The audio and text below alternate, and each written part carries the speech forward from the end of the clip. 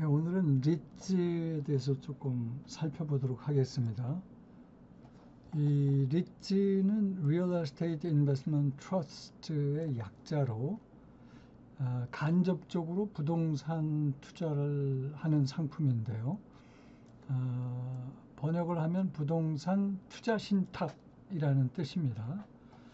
그 기본 개념은 소액 투자자들로부터 자금을 모아서 부동산이나 부동산 관련 자본, 지분 등에 투자하여 발생한 수익을 투자자에게 배당하는 회사 또는 투자 신탁의 형태로 일종의 그 뮤추얼 펀드랑 유사한데요. 부동산 개발 사업, 임대, 주택, 저당 증권 등에 투자하여 수익을 올리면서 많은 경우 임대 수입이 있는 상업용 부동산에 투자하게 되고 만기는 3년 이상이 대부분인데 이 상품은 1938년 스위스에서 처음 실시가 되었고 2차 세계대전 이후에 급속히 발달해서 1959년 이후니까 이제 60년대부터 구미 여러 나라에서 잇따라 시작이 되었다. 특히 독일, 미국 등에서 큰 발전을 이뤘다. 이렇게 보고 있는 것 같아요. 그 다음에 이제 리츠는 회사형과 신탁형으로 구분을 하는데 회사형은 주식을 발행해서 투자자를 모으는 형태로 투자자에게 일정 기간 단위로 배당을 하며 증권시장에 상장해서 주식을 사고 팔 수 있는 거니까 이게 closed-end fund, 폐쇄형 펀드 형태의 뮤추얼 펀드인 거고 아니면 그 투자 신탁식의 그 수익 증권을 발행해서 투자자를 모으는 형태로 이런 경우는 이제 상장이 금지되어 있습니다. 또 그 리츠의 그 대상이 부동산에 그 직접 돈을 모아서 부동산에 직접 투자하는 그런 지분형 리츠가 있을 수 있고 아니면은 부동산 담보대출 즉 모기지에 투자하는 모기지형이 있을 수가 있고 이 둘을 혼합한 혼합형도 있을 수 있다라고 보고요. 그 다음에 이제 리츠의 특징은 중요한 건데 이게 이제 소액으로 부동산 투자가 가능하다는 거죠. 그 주식이나 유닛을 3으로 리츠의 기본 단위를 3으로 해서 예를 들어서 100만 원, 200만 원의 소액으로도 부동산에 투자할 수 있기 때문에 일반인들도 쉽게 참여할 수 있는 거고 이게 이제 클로즈앤 펀드처럼 폐쇄형 펀드로 상장이 되면 증권화가 가능해서 증권시장을 통해서 언제든지 빠져나올 수 있고 또 살 수도 있다. 그 다음에 이제 부동산이라는 실물 자산에 투자하게 되니까 가격이 안정적이다. 그리고 대상 부동산은 국내뿐만이 아니라 해외에 있는 부동산도 투자가 가능하다. 그 다음에 이제 그 절세 효과가 있습니다. 그리고 주로 상업용 부동산에서 임대 수익을 대상으로 투자를 하다 보니까 투자 수익이 안정적이에요. 그 주주들한테는 매년 배당 가능 이익의 90% 이상을 의무적으로 배당을 하게 되어 있고 또 그 수익이나 부동산의 임대료에서 그 수익도 이제 부동산 임대료에서 발생하기 때문에 요새처럼 저금리 시대에 인기가 높은 것으로 알려져 있죠.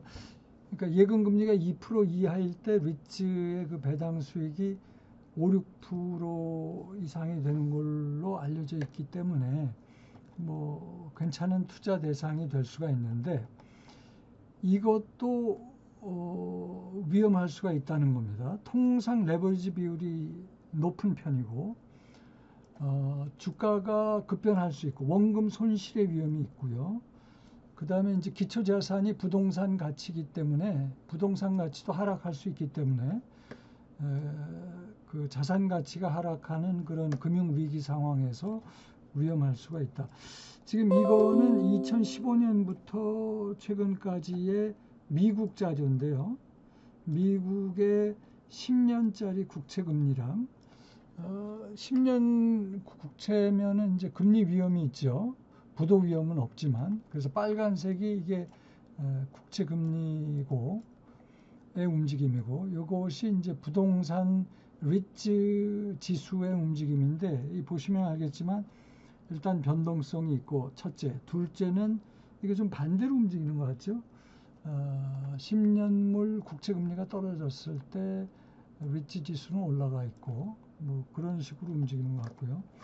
그 다음에 이제 부동산 시장 흐름을 따름으로 말씀드린 대로 부동산 침체기에 회복이 어려울 수 있고, 또 부동산 시장의 리츠 비중이 클 경우는 이것이 부동산 가격을 올리는 주범으로 지적될 수도 있다. 우리나라 리츠의 경우는 이게 이제 우리나라 도입이 된 것이 2001년도부터인 것 같아요.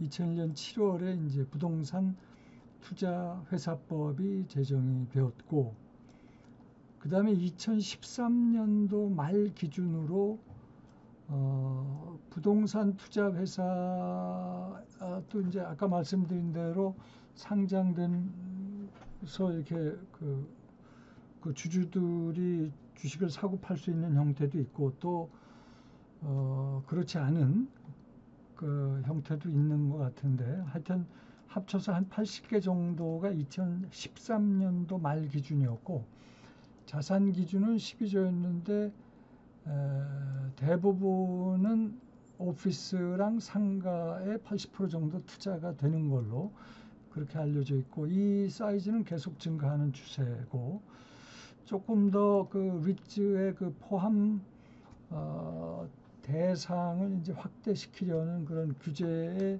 변화가 있는 것 같고요.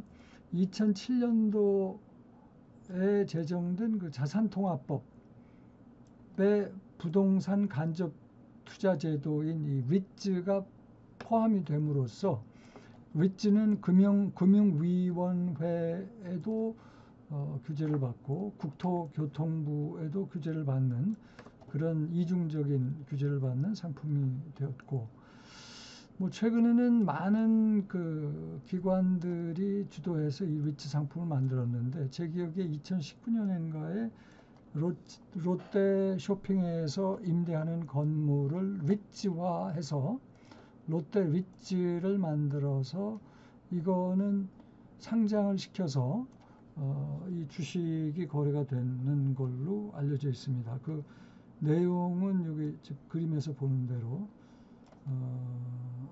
이런 모양의 리츠 상품이 만들어져서 그 주식이 이제 상장된 것이죠. 글쎄요, 리츠 투자로 뭐 큰 어떤 그 자본 차익을 보기는 어려울 것 같지만, 요새같이 저금리 시대에 그 소액 그 투자자를 대상으로 부동산 투자가 가능하고, 또 배당 수익률이 상대적으로 높다는 것은 그 리츠의 그 매력적인 부분이 아닐까 싶습니다. 오늘 여기까지 하도록 하죠.